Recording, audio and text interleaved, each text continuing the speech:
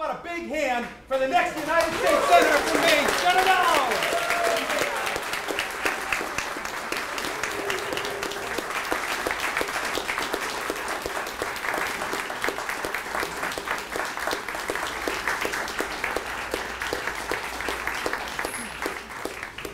Good morning. My name is Jenna Bellows, and I am running for United States Senate because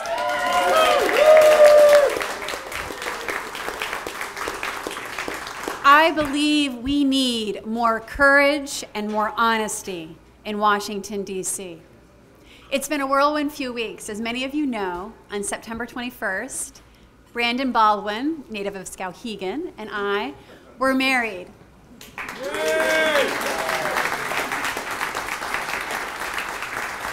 We made our decision to marry in 2010, but we vowed then that we would not marry until our gay and lesbian friends and family members could marry too. So in November, when Maine was one of the first states to pass the freedom to marry at the ballot box, Brandon said, I guess we need to get serious. But it wasn't until June that the United States Supreme Court struck down the Discriminatory Defense of Marriage Act. And the Supreme Court justices didn't know it, but that paved the way for dozens of marriages this summer of our friends and family members, and then also for me and Brandon.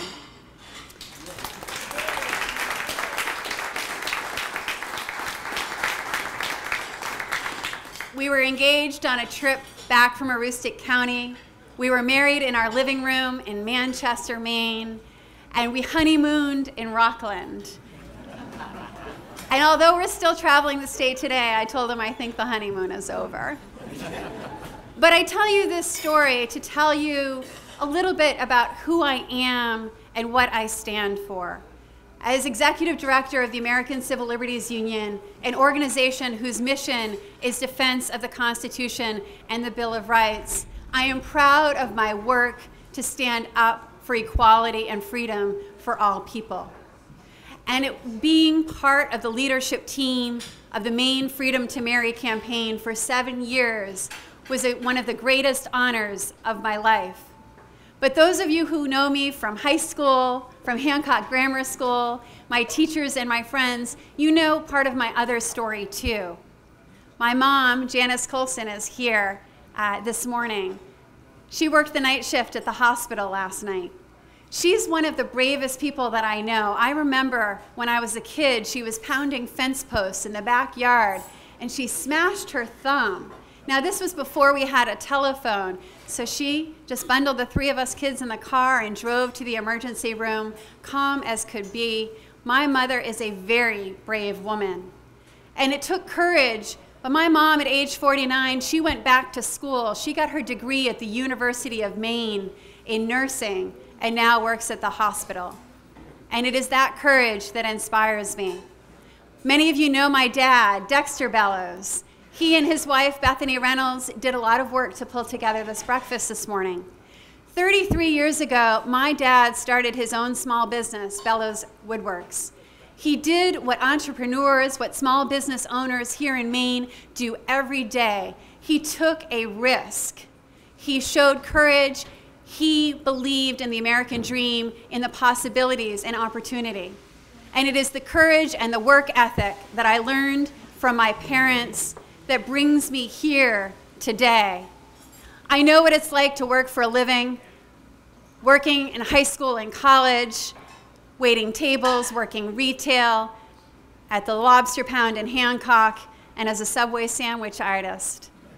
But at the same time, I had 2 things, 2 advantages. This rich community in Hancock County and education. From early childhood education to college, I had the opportunity to do more, to learn more. And that took me to a career in economic development at Economists Incorporated. And then in the Peace Corps, working on microlending for artisans in rural Panama. And the AmeriCorps, again, working on economic development in Nashville, Tennessee's largest public housing project with young people in an asset building program. Then I spent the last decade defending the Constitution and the Bill of Rights, first as an organizer, then as director at the ACLU. But there's a common theme that runs throughout my career.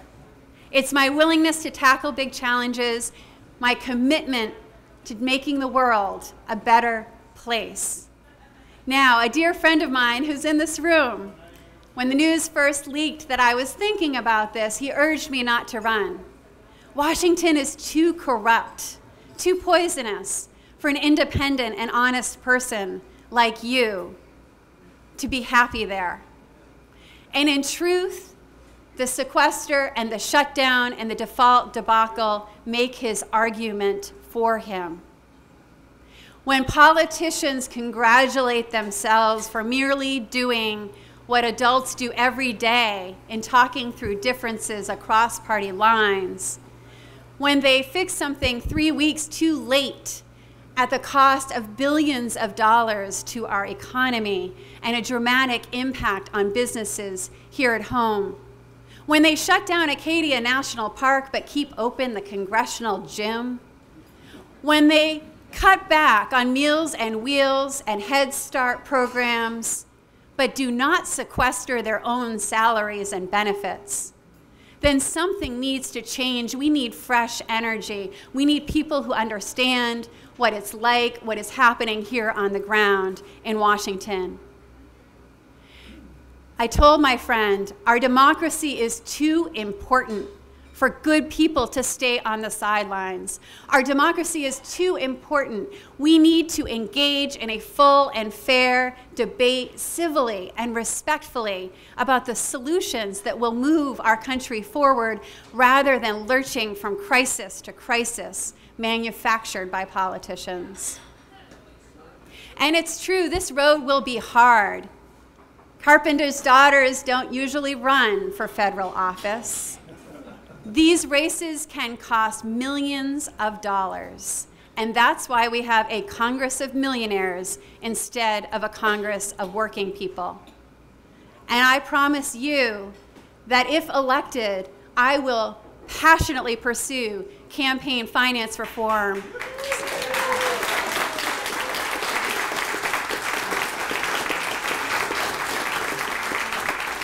so that more carpenters' daughters and more working people can embark on this journey and serve us in Washington.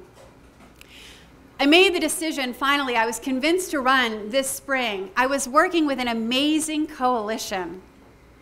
Democrats, Republicans, Libertarians, Independents, Greens.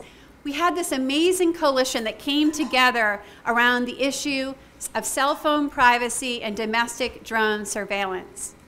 We didn't agree on very much at all. We come from very distinct viewpoints, but we did share a commitment to our constitutional freedoms and a concern that the government is wasting taxpayer dollars and their time by spying on ordinary citizens. I led this coalition over months of difficult debate in Washington. We were one of just 2 states in the country to pass the cell phone privacy law. And when the governor vetoed it, we were one of just 5 pieces of legislation that survived a veto override because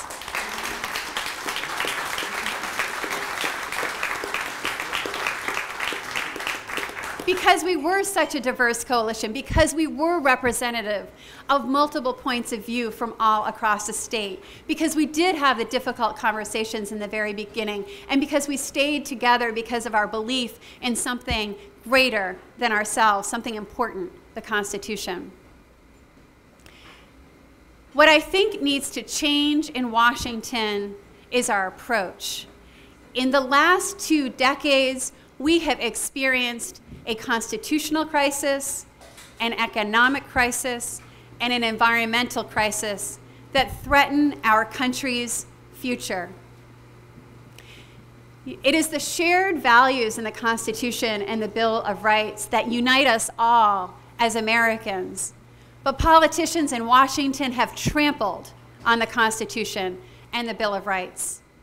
The Patriot Act, the Real ID, NSA spying, the NDAA, Those threaten our democracy. And if elected, I would work to repeal those pieces of legislation that intrude on our rights.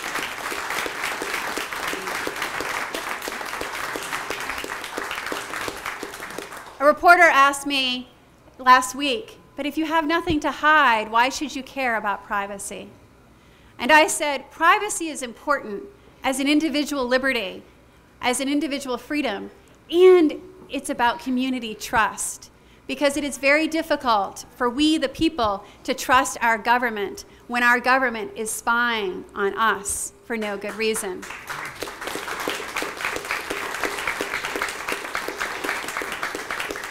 We need to restore our constitutional freedoms to preserve individual liberty and restore community trust.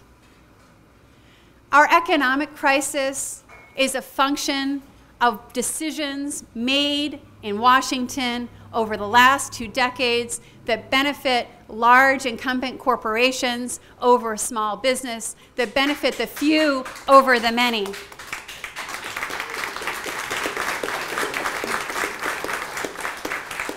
I have friends who work 1 part-time job or 2 or 3 because they can't find full-time work in their field. A couple of weeks ago, a friend told me with sadness and anger that her college-educated daughter and grandson are living at home because of the burden of their student debt. And another friend laughingly said to me, perhaps my daughter could work for you for free on the campaign. He's supporting her because the only work she can find is an unpaid internship. She's not the only one. In the last 2 decades, unemployment in Maine has doubled, and unemployment in Maine for our young people is in the double digits. We need to do better. The one bright spot in our economy isn't coming from Washington. It's the issue of local economies. Young people are returning home to Maine or staying in Maine to farm in record numbers. And we are building from the ground up, from the grassroots level up, healthy, locally based economies grounded in farms and fisheries.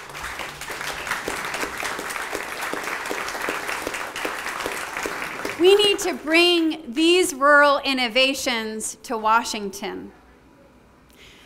And these innovations, this locally based economy that we are modeling here in Maine, is not only economically strong and viable, but it is also ecologically sustainable. And we, make no mistake, have an environmental crisis that is looming. Anyone who farms, fishes, or gardens here in Maine understands that the climate is warming.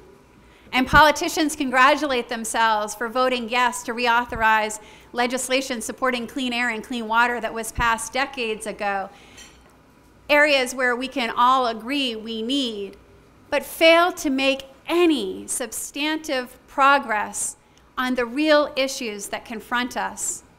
If elected, I will advocate for a power shift, for a shift in our energy and in our environmental policy to protect our environment and address climate change.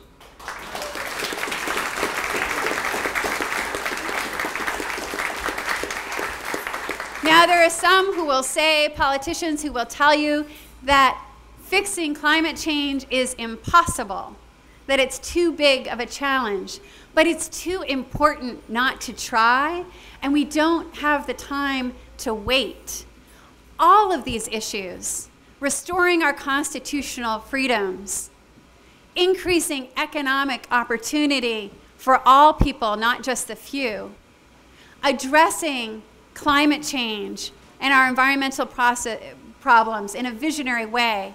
We must do all of these things. We must tackle these big challenges. We must show vision and leadership and be unafraid and undaunted by the potential solutions.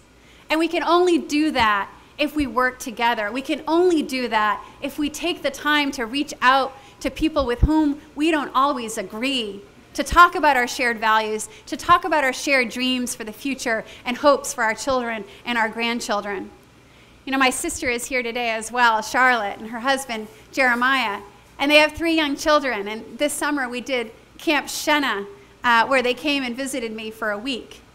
I don't have my own children, but I think about my nieces and nephews when I think about the changes we need to see in our country. Because where we are today is worse than where we were 20 years ago when I was graduating from college. When I graduated from college, I had tens of thousands of dollars in debt, and it took me 10 years to pay off those student loans. But I had a choice of employment. We had a vibrant economy. We need to do the work to restore that future, to build a new future, the next economy for the next generation. This is going to be a different type of campaign. We don't have the advantages of incumbency, the $1 million war chest or $3 million war chest starting out of the gate. We know that entrenched interests, corporate interests in Washington, will not be likely to support a carpenter's daughter from Hancock, Maine, to make big changes. And so what we're going to do is go to every city and town in the state. And I will listen to people on the ground everywhere. No 2 people ever agree 100% of the time, but I promise you, you will always know where I stand, and I will always listen respectfully to a different point of view. So today we're headed from Ellsworth to Portland for another press conference and rally. In Portland, Mainers from all 16 counties are going to be there to endorse me, to speak about why they support me. We're going from Portland to Lewiston in the afternoon for another press conference and gathering. We're doing that at a local market, Forage Market, which represents the best of our small businesses growing local economies. Then we're headed to York County to Elliott for a party at 6 o'clock before we all go home to watch the World Series. Tomorrow, I'm going to be in Aroostook County for another breakfast just like this at the Whole Potato Cafe.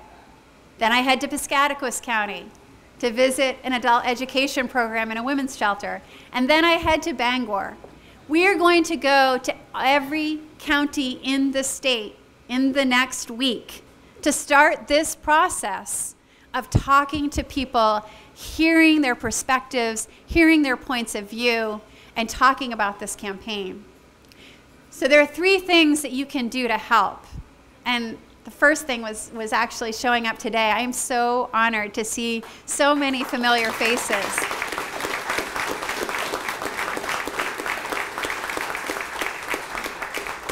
But there are 3 more things that you can do. First, help us spread the word. So we need to cut through the traditional corporate media to go straight to friends and family members with our message of energy and change and honesty and courage in Washington. So join our email list. If you haven't signed up on a clipboard, please do before you leave today, or go to www.bellowsforsenate.com. Join us on Twitter, follow us, become a friend on Facebook, and share information, share the ideas that you see that you like, and reach out to me when you see something that you don't like, so we can have a respectful conversation about that. The second thing that you can do is volunteer. You can help host house parties, phone bank. There are going to be lots of things that you can help with on this campaign, and we will need your volunteer effort. And then the third thing that you can do is give. Just $5 or $20 today will make a huge difference in our ability to pay for the gas to get to all 16 counties and then to get to every city and town in the state. To pay for the coffee for organizing meetings all across the state. To do this the old-fashioned way in terms of conversations in our community. So please give if you can, help spread the word, help organize support, and finally, thank you. This gives me hope. This gives me energy. Our democracy is too important for good people to stay on the sidelines. All of us here share the same values rooted in the Constitution and the Bill of Rights, and the same vision of what the American dream should hold for our children and the next generation. Join me in this journey. I am so honored and privileged to start here in Hancock County. Thank you very much.